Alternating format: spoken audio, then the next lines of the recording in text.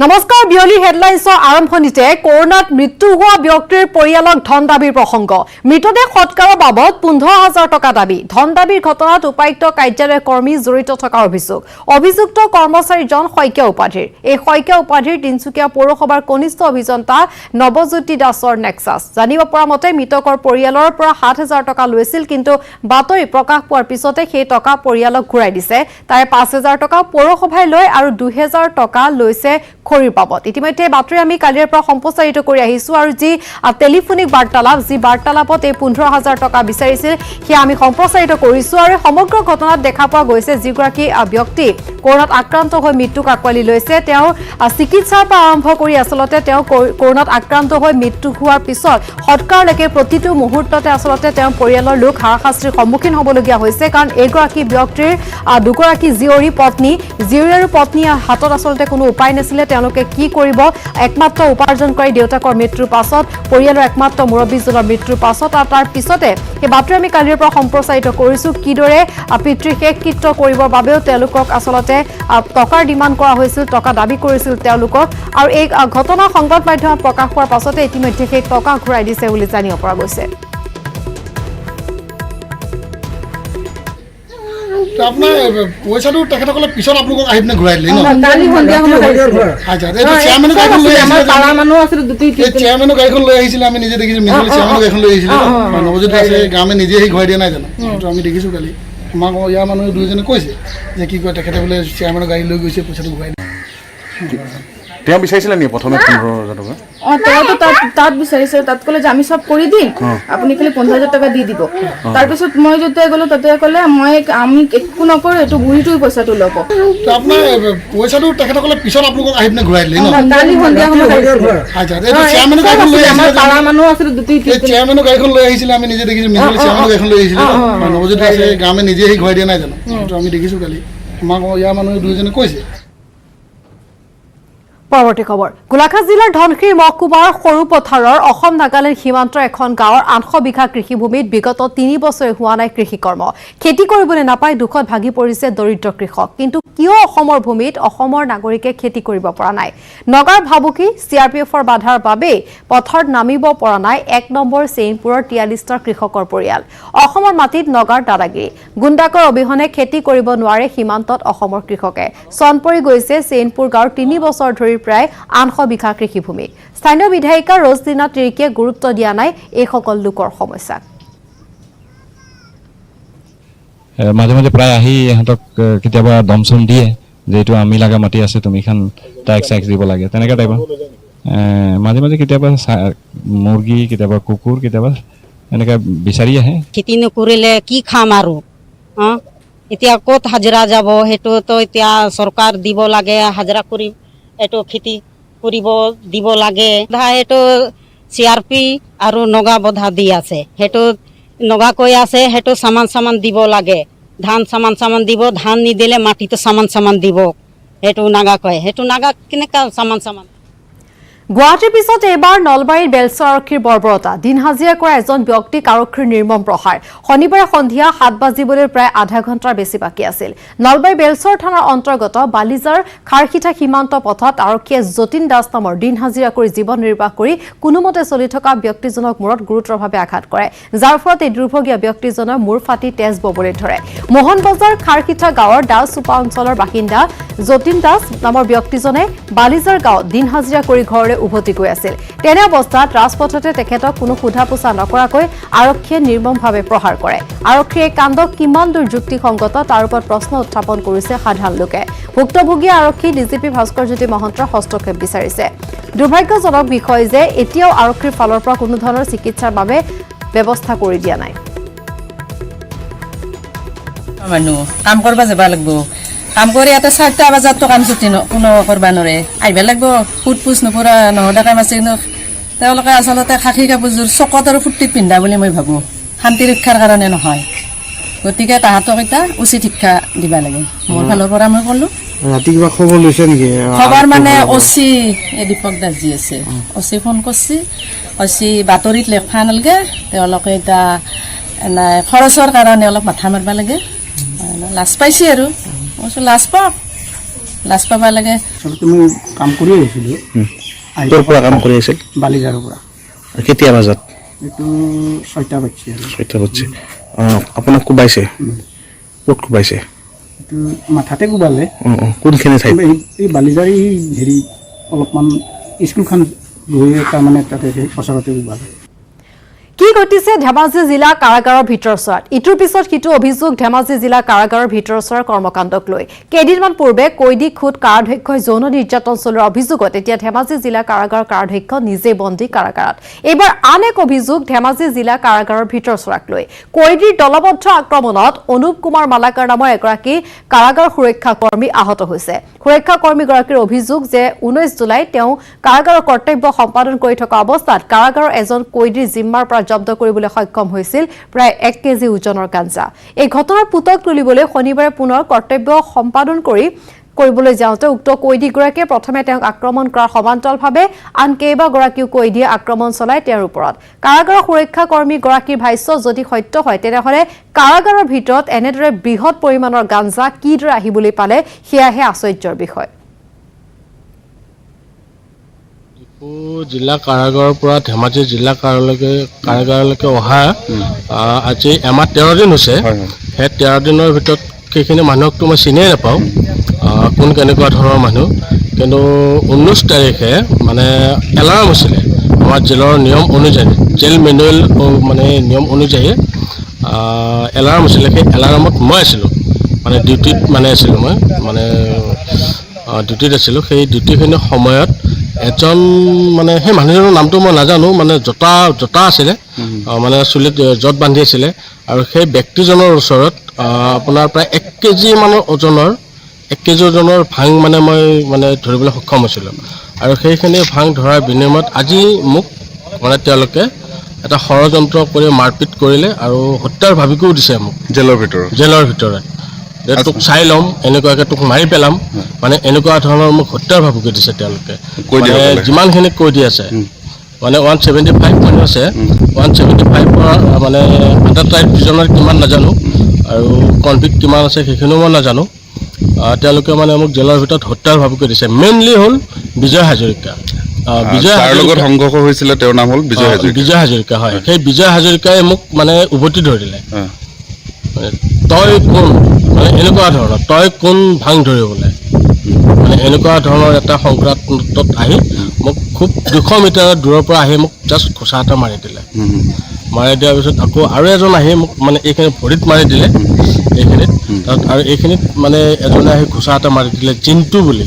তেওঁৰ উপাধিটো মই নাজানো। জিন্তু মানে মেডিকেল ৱাৰ্ডত মানে তেওঁ মেডিকেল মেট এইবিলাক মানে ছিঙি পেলালে। এইবিলাক বেজ চেজ লৈ গ'ল, মাস্ক আছিলে, মাস্কখন লৈ গ'ল ছিঙি পেলাই। ৰাজ্যত সাপ্তাহিক লকডাউনৰ আজি অন্তিম দিন। কাইলৈৰ পৰা পুনৰ স্বাভাৱিক হ'ব জনজীৱন। শনিবাৰ আৰু দেওবাৰ ৰাজ্যত সম্পূৰ্ণ লকডাউন। এই সাপ্তাহিক লকডাউনত স্তব্ধ জনজীৱন। ৰাজপথ, বজাৰ সমাৰ আদিত বিৰাজ কৰিছে নিমাময় পৰিৱেশ। ৰাজ্যৰ ভিন্ন প্ৰান্তৰ লগতে সাপ্তাহিক লকডাউনত জনশূন্য হৈ পৰিছে গুৱাহাটী মহানগৰীৰ ৰাজপথ। কেৱল জৰুৰী সেৱাত নিয়োজিত লোকসকল ঘৰৰ পৰা বাহিৰ ওলাই অহা পৰিলক্ষিত হৈছে। মহামাৰী কৰোনাক পৰাজিত কৰাৰ বাবেই চৰকাৰী নীতি নিৰ্দেশনা সৰ্বাত্মকভাৱে পালন কৰিছে ৰাইজে।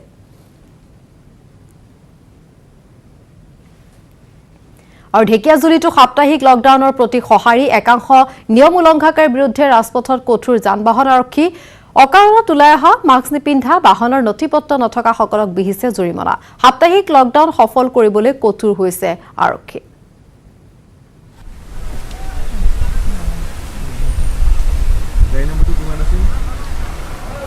আৰু এই সন্দৰ্ভত আগবঢ়াইছো হৰেণ ভূমিজৰ এক প্ৰতিবেদন।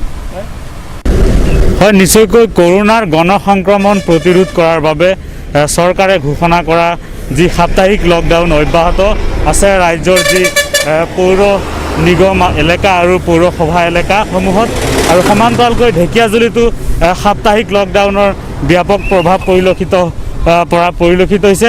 আৰু মই বৰ্তমান উপস্থিত আছোঁ ঢেকিয়াজুলি নগৰৰ মাজমজিয়াত 15 নম্বৰ ৰাষ্ট্ৰীয় ঘাইপথত। দৃশ্য দেখুৱাম আৰক্ষী প্ৰশাসনে কেনেধৰণে সষ্টম হৈ আছে। এয়া হৈছে ঢেকিয়াজুলিৰ ৰাজপথৰ দৃশ্য। এনেধৰণে আৰক্ষী প্ৰশাসনে ইয়াতে যান বাহনসমূহ তালাচী কৰা পৰিলক্ষিত হৈছে। এয়া হৈছে ঢেকিয়াজুলি নগৰৰ দৃশ্য। যিহেতু সাপ্তাহিক যি লকডাউন সেয়া অব্যাহত আছে। সাপ্তাহিক লকডাউন অব্যাহত থকাৰ সময়তে ঢেকীয়াজুলিত দেখা গৈছে এনেধৰণে আৰক্ষী প্ৰশাসনে যি যান বাহন আৰক্ষী আছে তেখেতসকলে আচলতে ৰাষ্ট্ৰীয় ঘাইপথত এনেধৰণে যান বাহনসমূহ তালাচী কৰিছে। যিসকল যান বাহন চালকে নথি পত্ৰ নাই সেই চালকসমূহৰ বিৰুদ্ধে ব্যৱস্থা গ্ৰহণ কৰা হৈছে, জৰিমনা দিয়া হৈছে। এয়া হৈছে ঢেকীয়াজুলিৰ দৃশ্য। এনেধৰণে সষ্টম হৈ থকা পৰিলক্ষিত হৈছে যি যান বাহন আৰক্ষী আছে সেই যান বাহন আৰক্ষী। এয়া হৈছে ঢেকীয়াজুলিৰ ৰাজপথৰ দৃশ্য। যিহেতু সাপ্তাহিক লকডাউন অব্যাহত আছে ৰাজ্যত। ছাৰ কি ক'ব, কেনেধৰণে? পোনপ্ৰথমে মই আপোনালোকৰ নিউজ 18ক ধন্যবাদ দি আছোঁ। আমি যিহেতুকে ক'ভিড-19ৰ ক্ষেত্ৰত যিখিনি চেষ্টা চলাব লাগে, প্ৰচেষ্টা গোটেইখিনি আমি আগবঢ়াই ইণ্টাৰ ডিষ্ট্ৰিক্টৰ ক্ষেত্ৰত যিবিলাক বাহিৰৰ ডিষ্ট্ৰিক্টৰ পৰা গাড়ী আহি আছে আমি সকলো ধৰণৰ পৰীক্ষা কৰি আছোঁ, কি কাৰণত আহি আছে। যিবিলাক মেডিকেল গ্ৰাউণ্ডত গৈছে সেইবিলাক আমি যাবলৈ দিছোঁ, বাকী গাড়ী আমি ঘূৰাই দিছোঁ। আমি যিবিলাক নথি পত্ৰ নাই সেইসকলৰ বিৰুদ্ধে আমি ফাইন, আমাৰ যিবিলাক ফাইন কাটিবলগীয়া ফাইন কাটিছোঁ, যিবিলাকে ফাইন দিব পৰা নাই সেইবিলাক আমি নন এফআইআৰ কেছ লিখি দিছোঁ। চলি আছে আমাৰ তীব্ৰ গতিত গাড়ী চেকিং চলি আছে। সাপ্তাহিক লকডাউন আমি সম্পূৰ্ণ মানি চলিবলৈ মানুহক বাধ্য কৰাইছোঁ, সফল কৰাইছোঁ। যিবিলাকৰ মুখত মাস্ক নাই তেখেতলোকৰ মাস্কৰ ফাইন বিহিত কৰিছোঁ। হয়, নিশ্চয়কৈ এয়া হৈছে ঢেকীয়াজুলি যান বাহন আৰক্ষীৰ উপ পৰিদৰ্শক। তেখেতসকলে আচলতে এনেধৰণে যি সাপ্তাহিক লকডাউন সফল কৰিবলৈ ৰাজপথত এনেধৰণে যান বাহন তালাচী চলাইছে। যিসকলৰ নথি পত্ৰ নাই তেখেতসকলৰ বিৰুদ্ধে ব্যৱস্থা গ্ৰহণ কৰিছে। মাস্ক নথকা লোকসকলক আচলতে জৰিমনা বিহিছে। আমি দেখুৱাইছোঁ সমগ্ৰ দৃশ্য। ঢেকীয়াজুলিতো সাপ্তাহিক লকডাউনৰ ব্যাপক প্ৰভাৱ পৰিছে। এনেধৰণে যান বাহন আৰক্ষী তৎপৰ হোৱা পৰিলক্ষিত হৈছে ঢেকীয়াজুলিৰ ৰাজপথত। আৰু গোৱালপাৰাতো সাপ্তাহিক লকডাউনৰ বাবে পৌৰসভা এলেকাসমূহ, দোকান পোহাৰ, যান বাহনৰ চলাচল সম্পূৰ্ণৰূপে বন্ধ। সম্পূৰ্ণৰূপে সষ্টম আৰক্ষীৰ প্ৰশাসন। লকডাউন ভংগকাৰীৰ বিৰুদ্ধে ব্যৱস্থা গ্ৰহণৰ বাবে তৎপৰ আৰক্ষী। যিসকল লোকে তলাবন্ধ অমান্য কৰি ৰাজপথলৈ ওলাই আহিছে বা যিসকল লোকে মাস্ক পৰিধান কৰা নাই সেইসকল লোকক আৰক্ষী সেইসকল লোকৰ ওপৰত কঠোৰ হৈছে আৰু আইনী ব্যৱস্থা গ্ৰহণ কৰিছে। আৰু এই সন্দৰ্ভত আগবঢ়াইছোঁ ৰিংকু দাসৰ এক প্ৰতিবেদন। সমগ্ৰ অসমতে ভয়াৱহ ৰূপ ধাৰণ কৰিছে যি ক'ভিড-19। এই ক'ভিড-19ৰ ফলত চৰকাৰে সপ্তাহৰ শেষৰ 2টা দিন ইতিমধ্যে যি লকডাউন হিচাপে ঘোষণা কৰিছিল। আজি দেখা গৈছে যে দেওবাৰৰ দিনা দেখা গৈছে ৰাতিপুৱাৰে পৰা দেখা গৈছে গোৱালপাৰা প্ৰতিটো ৰাজপথ ইতিমধ্যে জনশূন্য হৈ পৰিছে। আৰু গোৱালপাৰা চহৰত প্ৰায় 19টা ৱাৰ্ড আছে আৰু প্ৰতিটো ৱাৰ্ডতে দেখা গৈছে জনশূন্যসকলে নিজৰ ঘৰত থকা পৰিলক্ষিত হৈছে। কিয়নো যি ক'ভিড-19 ইতিমধ্যে যে ভয়াৱহ ৰূপ ধাৰণ কৰিছে। আৰু গোৱালপাৰাতো দেখা গৈছে গোৱালপাৰা জিলাত প্ৰায় 272জন লোকৰ দেহত ইতিমধ্যে ক'ভিড-19 পজিটিভ পোৱা গৈছে আৰু প্ৰায় 210জন লোক ইতিমধ্যে সুস্থ হৈছে আৰু প্ৰায় 66গৰাকী লোক ইতিমধ্যে চিকিৎসাধীন হৈ আছে। আৰু যিসকল লোকে তলাবন্ধ অমান্য কৰি পেলাই ৰাজপথত ওলাই আহিছে সেই লোকসকলক কিন্তু আৰক্ষীৰ যি আইনী ব্যৱস্থা লোৱা বুলি ইতিমধ্যে জানিব পাৰিছোঁ। আৰু এই মুহূৰ্তত মই উপস্থিত আছোঁ গোৱালপাৰা চহৰ মাছমজিয়াৰ যি বিঅচিত পুৱাৰ দৃশ্য দেখুৱাম। এক জনশূন্যত পৰিণত হৈ মোৰ সতীৰ্থক দেখুৱাবলৈ চেষ্টা কৰিম। দেখুৱাই আছোঁ এক জনশূন্যত পৰিণত হৈছে। যিসকল লোক তলাবন্ধ অমান্য কৰি পেলাই ৰাজপথত ওলাই আহিছে সেই লোকসকলক আৰক্ষীৰ যি আইনী ব্যৱস্থা লোৱা বুলি ইতিমধ্যে জানিব পৰা গৈছে। আৰু দেখা গৈছে প্ৰধানমন্ত্ৰী নৰেন্দ্ৰ মোদী ইতিমধ্যে যে কৰোণা ভাইৰাছৰ পৰা ৰক্ষা পাবৰ কাৰণে ইতিমধ্যে নিজৰ সামাজিক দূৰত্ব বজাই ৰখা আৰু যি মাস্ক পৰিধান কৰা ইতিমধ্যে যি পৰামৰ্শ আগবঢ়াইছে সেয়াও দেখা পোৱা গৈছে। গোৱালপাৰা চহৰবাসী ইতিমধ্যে সম্পূৰ্ণৰূপে মানি চলিছে। তেওঁলোকে নিজৰ প্ৰধানমন্ত্ৰী নৰেন্দ্ৰ মোদী আৰু স্বাস্থ্যমন্ত্ৰী হিমন্ত বিশ্ব শৰ্মা দেৱে ক'ভিড-19ৰ পৰা হাত সাৰিবলৈ যি ঘৰত থকা আহ্বান জনাইছিল তাৰ প্ৰতি লক্ষ্য ৰাখি গোৱালপাৰা চহৰবাসী ইতিমধ্যে ঘৰত থকা পৰিলক্ষিত হৈছে। আৰু যি জৰুৰীকালীন সেৱাৰ লগত জড়িত যিসকল লোক সেইসকল লোককে ইতিমধ্যে ৰাজপথত দেখিবলৈ পোৱা গৈছে। আৰু বাহিৰা কোনো লোকক ইতিমধ্যে ৰাজপথত দেখিবলৈ পোৱা যোৱা নাই। আৰু যিসকল লোকে তলাবন্ধ অমান্য কৰি ৰাজপথত ওলাই আহিছে সেই লোকসকলক ইতিমধ্যে আৰক্ষীৰ আইনী ব্যৱস্থা লোৱা বুলি জানিব পৰা হৈছে। কিছু আৰক্ষীৰ লোক আছে তেখেতৰ পৰা জানিব। দাদা লকডাউন কেনেকুৱা চলি আছে? লকডাউন ঠিকে চলি আছে, ভালে চলি আছে। গোটেই মানুহ ওলোৱা নাই নাই মানুহ কোনো মানুহ ওলোৱা নাই, গতিকে ঠিকে চলি আছে, ধুনীয়া। ৰাতিপুৱাৰ পৰাই ভাল চলি আছে। ৰাতিপুৱাৰ পৰা ভাল চলি আছে। আপোনালোকৰ যিসকল লোকে তলাবন্ধ অমান্য কৰি ৰাজপথত ওলাই আহিছে সেই লোক আৰক্ষীৰ ফালৰ পৰা আইনী ব্যৱস্থা গ্ৰহণ কৰি আছে। আৰক্ষীৰ ফালৰ পৰা আইনী ব্যৱস্থা কৰি আছে কিন্তু বৰ্তমান নাই, ধুনীয়া চলি আছে, কোনো কিছু নাই, সকলোৱে ভাল আছে, ঠিকে আছে। হয়, আমি দৃশ্য দেখুৱাই আছোঁ নিউজ 18 অসম ধৰক আমি পুৱাৰ ভাগত দৃশ্য দেখুৱাই আছোঁ। কিয়নো প্ৰধানমন্ত্ৰী নৰেন্দ্ৰ মোদীয়ে ইতিমধ্যে যি ক'ভিড-19ৰ পৰা হাত সাৰিবলৈ যি ঘৰতে থকাৰ যি আহ্বান জনাইছিল সেই পৰামৰ্শ ইতিমধ্যে ৰাখি পেলাই গোৱালপাৰাবাসী ৰাইজে ইতিমধ্যে নিজৰ ঘৰত থকা পৰিলক্ষিত হৈছে। কিয়নো ৰাজ্যত ভয়াৱহ ৰূপ ধাৰণ কৰিছে যি ক'ভিড-19ৰ ফলত ইতিমধ্যে বহু লোক আক্ৰান্ত হৈ পেলাই মৃত্যুৰ মুখত পৰিব লগা হৈছে। আৰু অসমতো দেখা গৈছে বহু লোক ইতিমধ্যে আক্ৰান্ত হৈছে। আৰু গোৱালপাৰাত প্ৰায় 272গৰাকী লোকৰ দেহত ইতিমধ্যে COVID-19 পজিটিভ পোৱা গৈছে আৰু তাৰে প্ৰায় 210জন লোক ইতিমধ্যে সুস্থ হৈ প্ৰায় ঘৰ অভিমুখে যোৱা পৰিলক্ষিত হৈছে আৰু প্ৰায় 66গৰাকী লোক ইতিমধ্যে চিকিৎসাধীন হৈ আছে আৰু গোৱালপাৰাত দেখা গৈছে যিসকল লোকে তলাবন্ধ অমান্য কৰি ৰাজপথত ওলাই আহিছে সেই লোকসকলক কিন্তু আৰক্ষীৰ যি আইনী ব্যৱস্থা লোৱা বুলি ইতিমধ্যে জানিব পাৰিছোঁ আৰু দেখুৱাই আছোঁ গোৱালপাৰা চহৰৰ মাজমজিয়া দৃশ্য আমি দেখুৱাই আছোঁ এক জনশূন্যত পৰিণত হৈছে গোৱালপাৰা চহৰ পুৱাৰে পৰা দেখা গৈছে গোৱালপাৰা চহৰৰ দোকান পোহৰ বা যান বাহন ইতিমধ্যে সম্পূৰ্ণৰূপে চলাচল বন্ধ হৈ পৰিছে আমি দেখুৱাই আছোঁ নিউজ 18 অসম আৰু বিয়লি হেডলাইনছ অব্যাহত থাকিব এটা বিৰতিৰ পাছত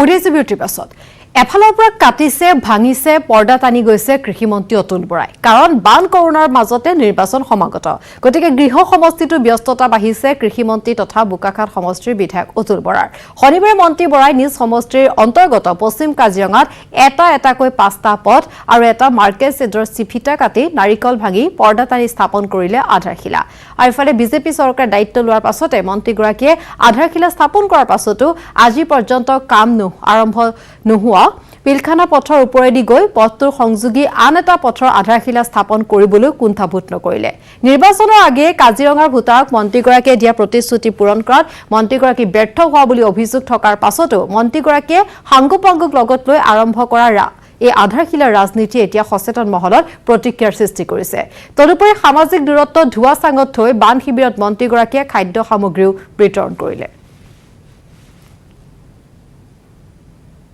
বোকাখাট বিধানসভা সমষ্টিৰ এমুৰীয়া এই পঞ্চায়তখন কাজিৰঙা অভয়াৰণ্যও আছে ইয়াত এখন মাৰ্কেট আৰু 5টা ৰাস্তা ইয়াত কৰিবলৈ লোৱা হৈছে আৰু তাৰে আধাৰশিলা আজি আমি স্থাপন কৰিছোঁ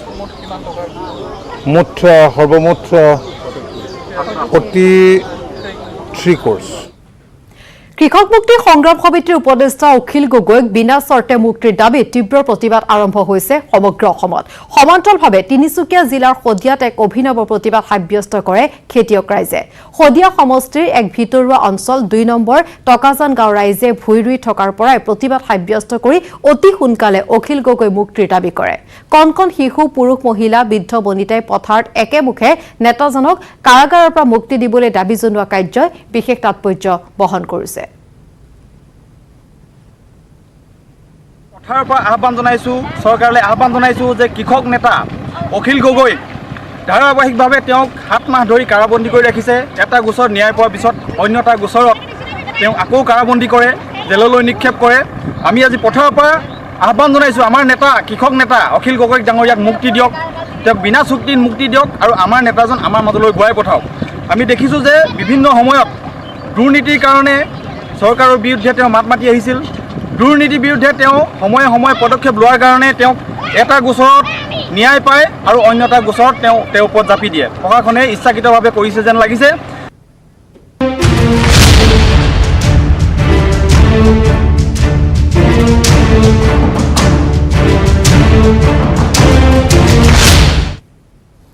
আজি কাৰ্গিল বিজয় দিৱস দিল্লীৰ ৰাষ্ট্ৰীয় যুদ্ধ স্মাৰকত প্ৰতিৰক্ষা মন্ত্ৰী ৰাজনাথ সিঙৰ শ্ৰদ্ধাঞ্জলি কাৰ্গিল যুদ্ধ শ্বহীদ বীৰ জোৱানলৈ শ্ৰদ্ধাঞ্জলি জ্ঞাপন কৰিছে সমগ্ৰ দেশবাসীয়ে ভাৰতীয় সেনাৰ বীৰত্ব ত্যাগ আৰু সাহসক শ্ৰদ্ধাৰে স্মৰণ কৰিছে প্ৰতিজন ভাৰতীয়ই কাৰ্গিল যুদ্ধত শ্বহীদ হৈছিল 527 জন ভাৰতীয় সেনা আৰু জোৱান ইয়াৰ ভিতৰত আছিল অসমৰ গোলাঘাট জিলাৰ জিন্তু গগৈ 1999 চনত অৰ্থাৎ 21 বছৰ পূৰ্বে পাকিস্তানৰ বিৰুদ্ধে কাৰ্গিল যুদ্ধত জয়লাভ কৰিছিল ভাৰতে মেৰ পৰা জুলাই মাহলৈ 50 দিন ধৰি চলিছিল কাৰ্গিল যুদ্ধ 1999 চনৰ 26 জুলাইত পাক সেনাৰ দখলত থকা কাৰ্গিলৰ সকলো পোষ্ট ভাৰতীয় সেনাই নিজৰ দখললৈ আনিবলৈ সক্ষম হৈছিল এই অভিযানক অপাৰেচন বিজয় নামেৰে অভিহিত কৰি জপিয়াই পৰিছিল ভাৰতীয় সেনা কৰোনাৰ মহা সংকটৰ মাজতো কাৰ্গিল যুদ্ধৰ সেই বিজয় গাথাই গৌৰৱান্বিত কৰি তুলিছে দেশবাসীক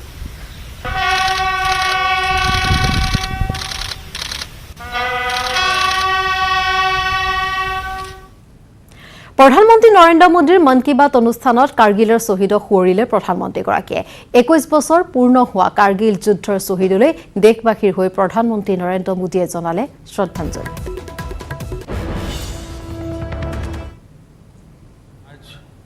कारगिल विजय दिवस है 21 साल पहले आज के ही दिन कारगिल के युद्ध में हमारी सेना ने भारत की जीत का झंडा फहराया था साथियों कारगिल का युद्ध जिन परिस्थितियों में हुआ था वो भारत कभी नहीं भूल सकता। पाकिस्तान ने बड़े बड़े मंसूबे पालकर भारत की भूमि हथियाने और अपने यहां चल रहे आंतरिक कलह से ध्यान भटकाने को लेकर दुस्साहस किया था। भारत तब पाकिस्तान से अच्छे संबंधों के लिए प्रयासरत था, लेकिन कहा जाता है ना, बैरू अकारन सब काहू सौ, जो कर हित अनहित ताहू सौ। यानी दुष्ट का स्वभाव ही होता है हर किसी से बिना वजह दुश्मनी करना। ऐसे स्वभाव के लोग जो हित करता है उसका भी नुकसान ही सोचते हैं। इसलिए भारत की मित्रता के जवाब में पाकिस्तान द्वारा पीठ में छुरा घोंपने की कोशिश हुई थी, लेकिन उसके बाद भारत की वीर सेना ने जो पराक्रम दिखाया, भारत ने अपनी जो ताकत दिखाई, उसे पूरी दुनिया ने देखा। आप कल्पना कर सकते हैं, ऊंचे पहाड़ों पर बैठा हुआ दुश्मन और नीचे से लड़ रही हमारी सेनाएं, हमारे वीर जवान, लेकिन जीत पहाड़ की ऊंचाई की नहीं, भारत की सेनाओं के ऊंचे हौसले और सच्ची वीरता की हुई। গীতানগৰ আৰক্ষীৰ নাকৰ তলতে চাইকেল চোৰে পিটপিটাই ফুৰিছে। এফালে লকডাউন আৰু তাৰ কাৰফিউ, তাৰ মাজত জুনাৰিংগীৰ হেমবৰুৱা পথৰ প্ৰদীপ কলিতাৰ ঘৰত সন্ধিয়া সোমাল চোৰ। সমগ্ৰ ঘটনা বন্দী হৈছে চিচি কেমেৰাত। মাস্ক পিন্ধি অহা চোৰে নিৰ্বিঘ্নে চাইকেললৈ উঠাও হৈছে। একে ঠাইতে আশে পাশে কেইবাটাও এনেদৰে চাইকেল চুৰিৰ ঘটনা সংঘটিত হৈছে। গীতানগৰ থানাৰ একেবাৰে কাষতে এনে চুৰিকাণ্ডবোৰে এতিয়া আৰক্ষীৰ ভূমিকাৰ ওপৰতো প্ৰশ্ন উত্থাপন কৰিছে।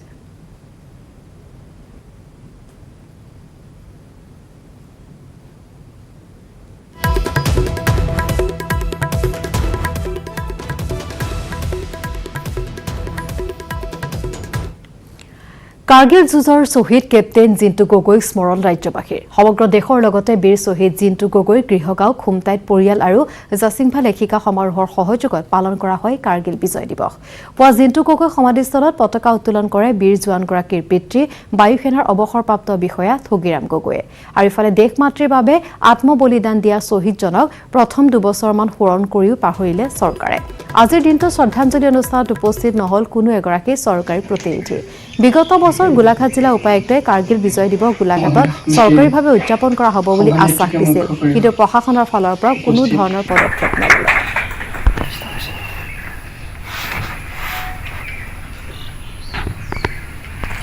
21তম কাৰ্গিল বিজয় দিৱস। আজি এই পবিত্ৰ দিনটোতে ভাৰতীয় সৈন্যই কাৰ্গিল দখল কৰিবলৈ সক্ষম হৈছিলে আৰু কাৰ্গিলত বিজয় পতাকা উৰুৱাবলৈ সক্ষম হৈছিলে। আজি এইটো এটা পবিত্ৰ দিন, 21তম কাৰ্গিল বিজয় দিৱস। আৰু কাৰ্গিলৰ বিজয় পতাকা উৰুৱাৰ দিন ধৰি জিন্তু গগৈ, কেপ্টেইন শ্বহীদ জিন্তু গগৈ পিতৃ মাতৃয়ে তেখেতৰ সমাধিস্থলীতে, তেখেতৰ গৃহতে কাৰ্গিল বিজয় দিৱস পালন কৰি আহিছে। আৰু খুমটাই জাচিংফা লেখিকা সমাৰোহ সমিতি খুমটাই শাখাই 12 চনৰ পৰা আমি কাৰ্গিল বিজয় দিৱসৰ লগত তেখেতসকলৰ লগত যোগ কৰি আহিছো। কিন্তু যোৱা বছৰ প্ৰশাসনে কৈছিলে যে আমি প্ৰশাসনৰ ফালৰ পৰা অহা বছৰ অৰ্থাৎ 21তম কাৰ্গিল বিজয় দিৱস আমি প্ৰশাসনৰ ফালৰ পৰা পালন কৰিম, কিন্তু তেখেতসকলে কথা দিলে কামেৰে নহল। এইবাৰো আমি আশা কৰিছিলো যে প্ৰশাসনৰ ফালৰ পৰা কাৰ্গিল বিজয় দিৱস উদযাপন কৰিব, আৰু বহলভাৱে হ'ব নোৱাৰিলেও দেশৰ পৰিস্থিতি কৰোনা ভয়াৱহতাৰ কাৰণে বিজয় দিৱস উদযাপন কৰিবলৈ অলপ দিগদাৰ হৈছে যদিও তেখেতসকলে তথাপিও আমাৰ লগত জিন্তু গগৈ পৰিয়ালৰ লগত অন্ততঃ যোগাযোগ।